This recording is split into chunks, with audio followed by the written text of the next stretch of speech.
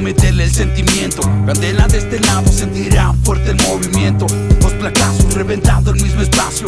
Lacras y monedas con el mágico. La tierra y su tonada, la lengua náhuatl, Semanagua, la cuica con mi clica que se aplique. No vivimos de los anagos, sino de toda esta crítica.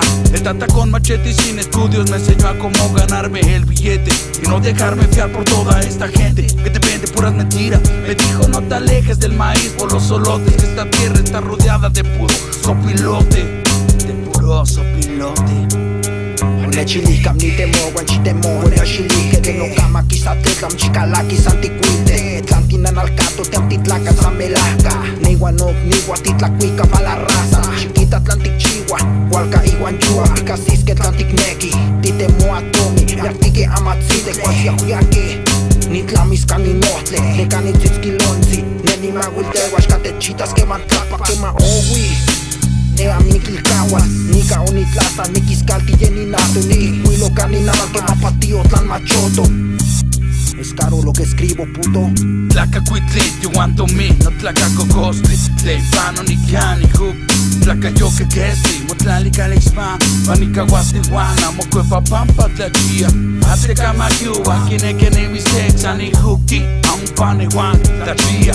Atle camagiuan, kine mi sexa, ni hooki, a un paneguan, No canto por cantar, primero lo vivo, después escribo lo real.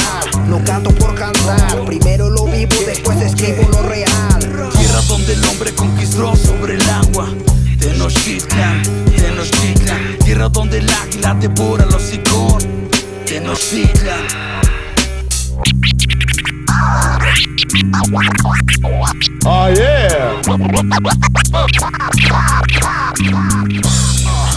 Es el mágico. Yo, Tlacacuitliti, Mi clandestino. Mágico. Caninocha. Titlacuica. Lacras y monedas, family. Chiconita, loco. Clandestino. Es clandestino. Si alguien me pide que cante, me vuelvo caminador. Porque pienso que el cantante que canta lo que otros piden, es muy probable que olvide su oficio de sembrador. A mí me gusta cantar cuando algo me quema el pecho, pero cantar sin derecho, sin razón o sin porqué, es algo que yo no sé, a pesar que otros lo han hecho. El aplauso suele ser halagador, razón, pero tanta reunión y aplaudir tanta tonada, que el aplaudido gozaba lo pobre de su canción.